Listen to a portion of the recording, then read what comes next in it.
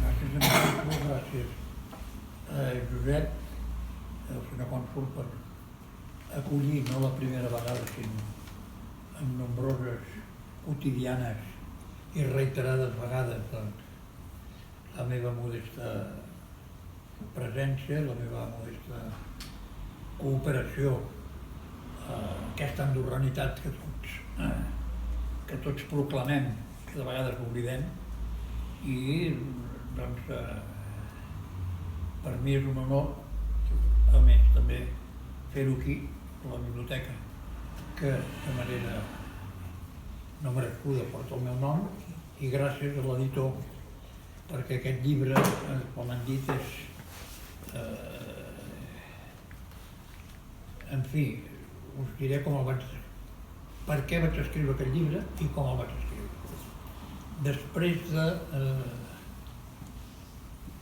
d'haver estat 12 anys a Casa la Vall, amb càrrecs de responsabilitat, havent vist, parlat, acompanyat, escoltat síndics, subsíndics, consellers, cònsols, coprínceps, etc., havent vist l'armari de les 6 claus en aquell moment, després de les 7, havent vist obert i classificat el paperant que hi havia allí amb la Lida Amigó, l'esposa del Marc Vila, que aleshores era secretari general del Consell, després d'haver purgat per tots els llibres d'actes tan grossos, totes les epístoles, que diríem d'aquí, i havent tingut, a més, un oncle carnal que l'any va formar part de la primera policia andorrana que es va crear, aquí amb la foto típica, que hi havia al cap assegut davant de Casa la Vall, el meu oncle Valentí, que era el germà gran de Cal Girau d'Escàs. Ningú m'havia, i jo ja tenia 27 anys, quan, no, 30 i pico, em sembla. Sí, 30 i pico. Ningú m'havia parlat mai d'aquest personatge, mai. Ni un tros de paper a Casa la Vall, i ho havia remenat tot. Amb el Manel Mas, amb el líder mongol, els síndics, mai havia vist aquest nom imprès, ni verbalitzat per algunes de les autoritats, de l'oposició o no de l'oposició. Fins que jo estava interessat en aquell moment per el tema de la repercussió de la Guerra Civil, algú de vosaltres ja ho he explicat, la repercussió de la Guerra Civil espanyola a Andorra.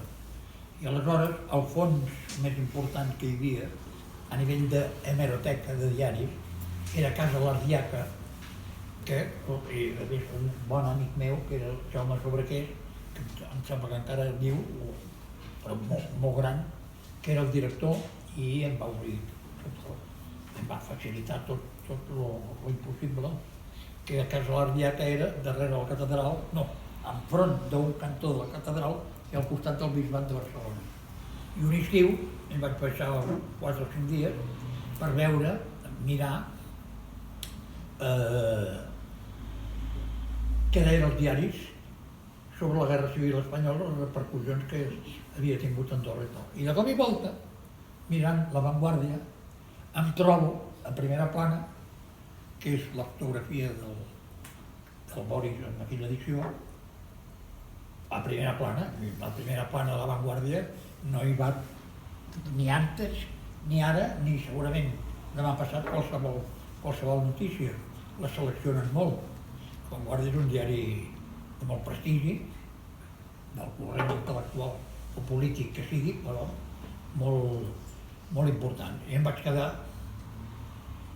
effrayé, que dirien en francès, i vaig dir això, i vaig començar a llegir. I vaig mirar altres diaris, i vaig dir, això és una novel·la. Jo havia fet Les 7 lletanies, que havia tingut una importància per mi, és la que literàriament és més important, i no solament perquè m'ho digués, bueno, sí, sobretot perquè m'ho van dir persones que en sabien molt més que jo de tot. Salvador Espriu, l'Agustí Bartra, el Pere Caldés, etc. I el Joan Triadú, que era un crític literari, l'Àlex Roca, que era viu, el Villatoro, que ja començava a fer coses a l'avui. Aleshores, dic que això és una novel·la. I és una novel·la que pot ser molt divertida. I el que em va interessar, i no vaig consultar res més, només la pura hemeroteca del diari. I esclar, i sempre m'ha interessat de la vida què succeeix quan un ser estrany, diferent als altres, es presenta en una comunitat o en una societat. Avui dia, em feien una pregunta l'altre dia, no sé, precisament l'Andrés Luengo, diu, avui tornaria a escriure el Boris? Sí, però seria molt diferent.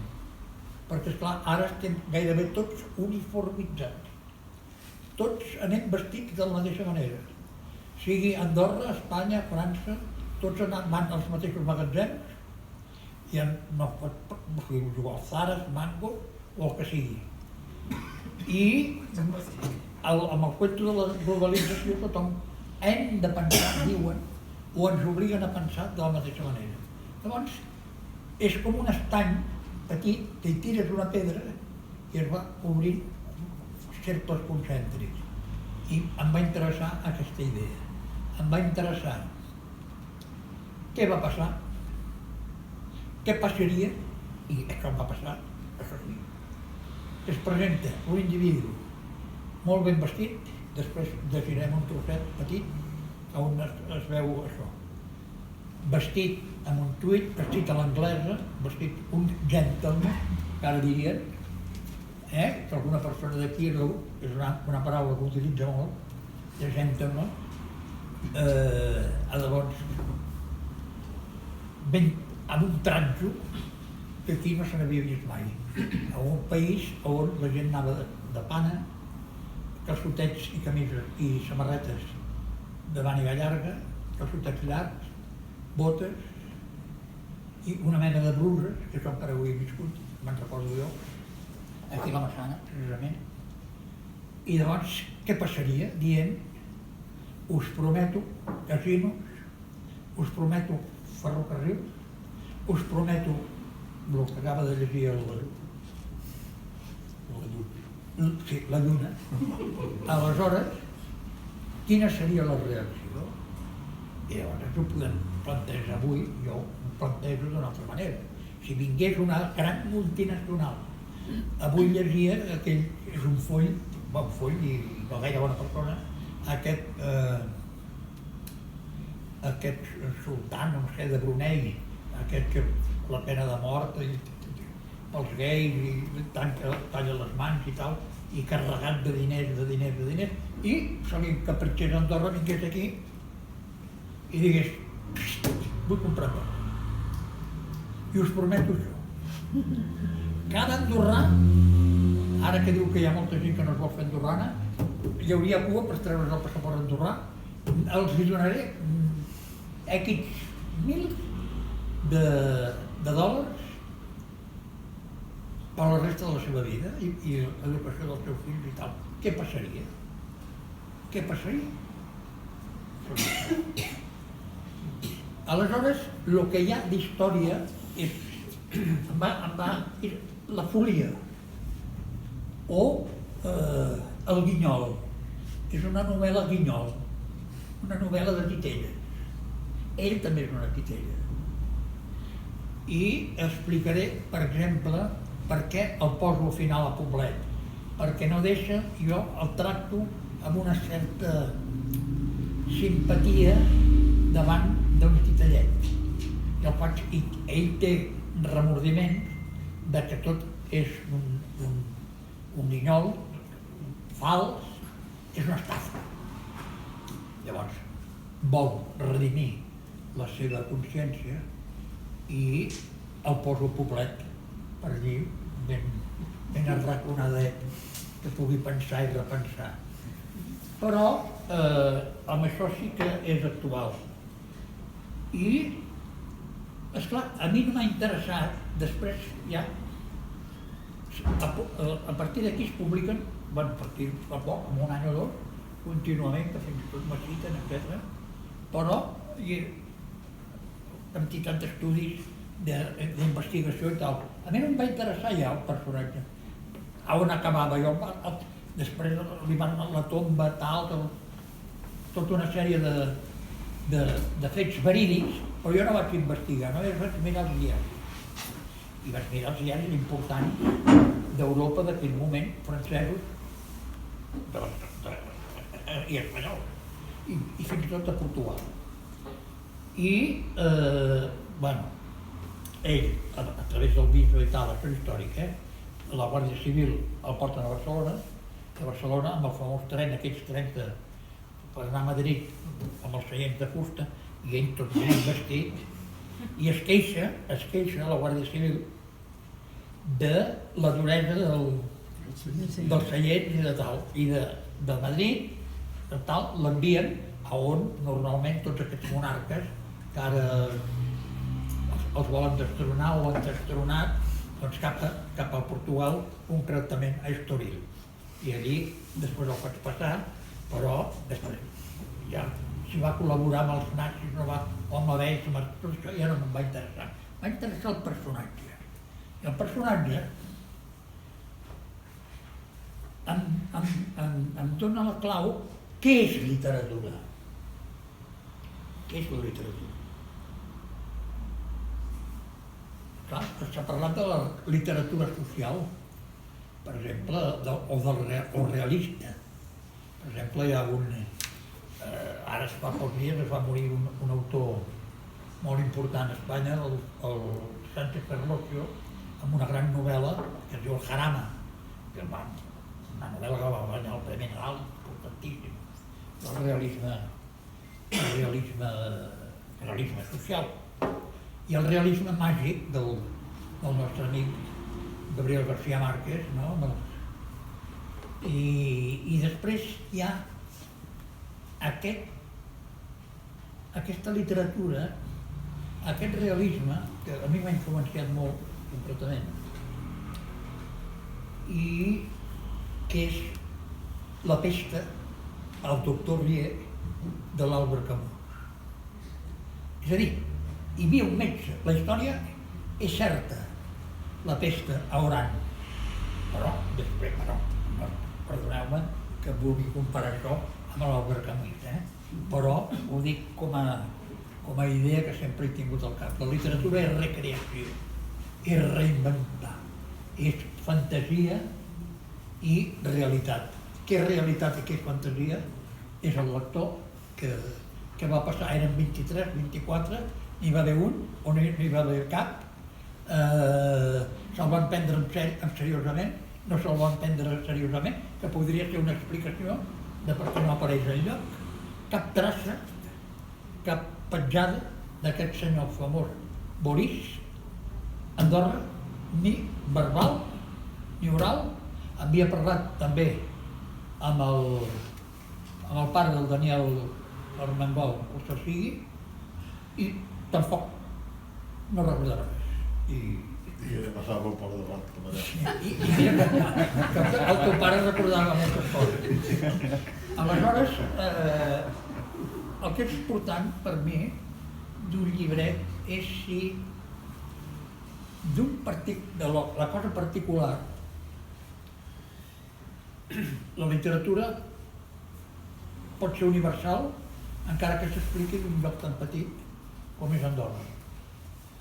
I això, per això és important, i amb això coincidim, em sembla, amb tothom, i és que l'administració andorrana el que hauria de fer és facilitar la sortida i la distribució dels llibres que es considerin amb qualitat, no dic aquest, qualsevol que s'estigui, a facilitar que surti fora de les fronteres el més aviat possible perquè es doni a conèixer. Perquè hi ha una cosa curiosa. Aquest llibre, jo crec que un dels èxits que he tingut, i us explicaré una anècdota, si em faig massa llarg que em feu així, és perquè encara hi ha molta gent que es pensa que Andorra un any la governa Espanya i un any la governa França. Això ara fa pocs dies a mi m'ho havia dit. Aleshores, un dels èxits, crec que jo, que ha contribuït a que s'esgotés i que es vengués molt, per exemple, va sortir al març del 84, doncs pel Sant Jordi del 84 jo estava a Barcelona firmant llibres d'aquest Boris, amb un èxit, amb un estanc que hi havia davant del Corte Inglés, a la plaça Catalunya. I tenia al costat un bon amic, el Baltasar Porcel, que és mort, gran novel·lista, gran escriptor, al meu entendre, i em diu, i ell, conegudíssim, diu que els hi has donat. Jo tenia cua de gent. I jo crec que el títol va ser un encert. Va ser un encert per aquest impacte de què és Andorra. Perquè Andorra encara hi ha gent que es pensa que un any a França i un any a Espanya.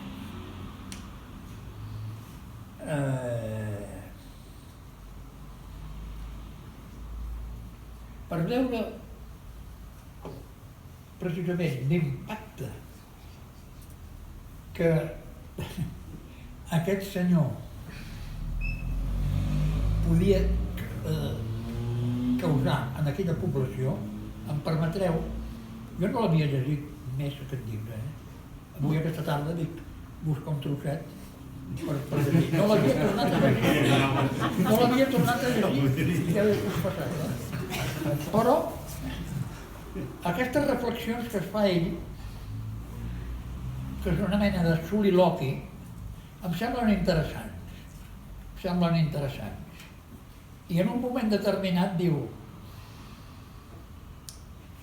aquest poble sabia comportar-se com cal quan arribaven les grans ocasions. Era un poble barreja de basarda i de gallardia. Estava segur que quan tingués lloc la coronació succeiria el mateix. Un espectacle bell i consolador. Hi hauria animació, bulícia i gatzara en els rostres dels habitants de la conca del Valira. Actituds com les que veia reflectides en el diari que se'm passava lentament, com si es produís una doble lectura, l'una física en llengua castellana i l'altra barreja de pensaments en francès i en català, llengua que anava aprenent a poc i a la qual hauria de donar una importància cabdal, si volien oferir els sentiments del seu poble.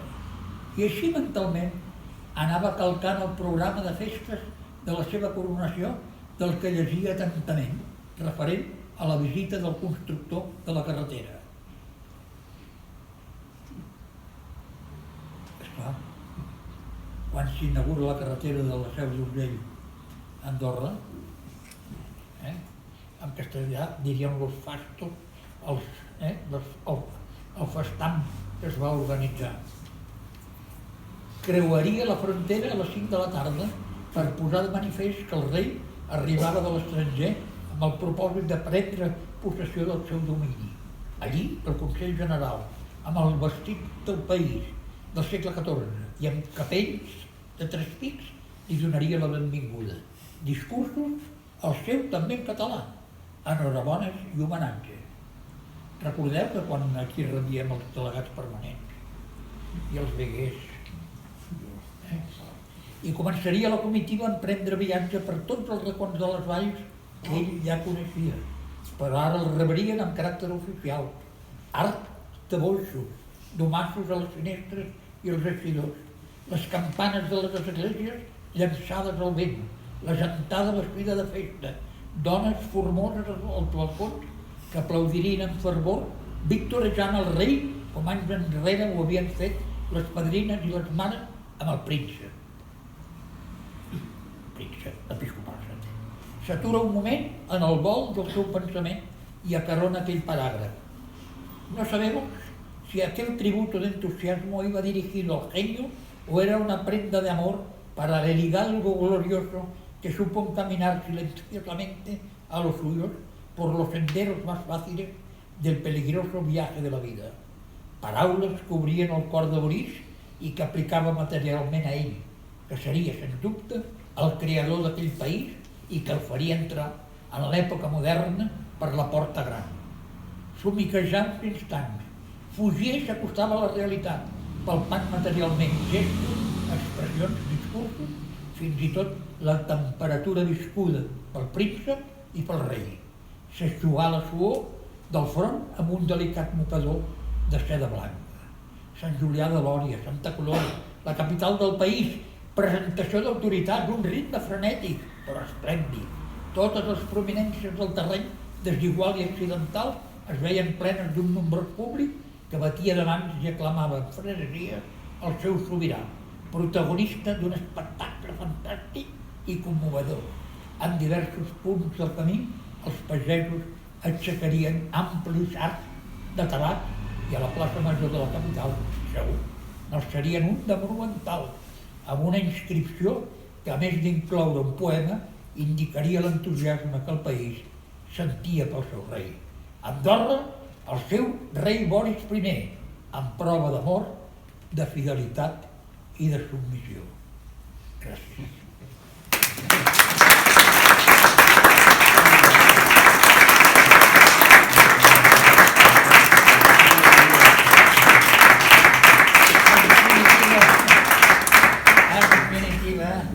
La folia fantasiosa de qualsevol Aureliano Buendía del García Márquez a la meva modesta escritura, i una gran escritura, o d'un doctor Rier de l'Albert Camus volent salvar tota la ciutat d'Oran, uns altres paràmetres, però aquesta fantasia, i potser avui, tens raó tu, estem en un país de moltes fantasies, però és curiós, perquè el que ell prometia al poble, ja, això seria un bon d'acte, les actes del Consell, societats estrangeres, a finals del segle XIX, ja prometien el mateix, que ara en les últimes eleccions d'aquest país hem sentit que alguns prometien fer el mateix que el segle XIX. Gràcies per aclarir-ho.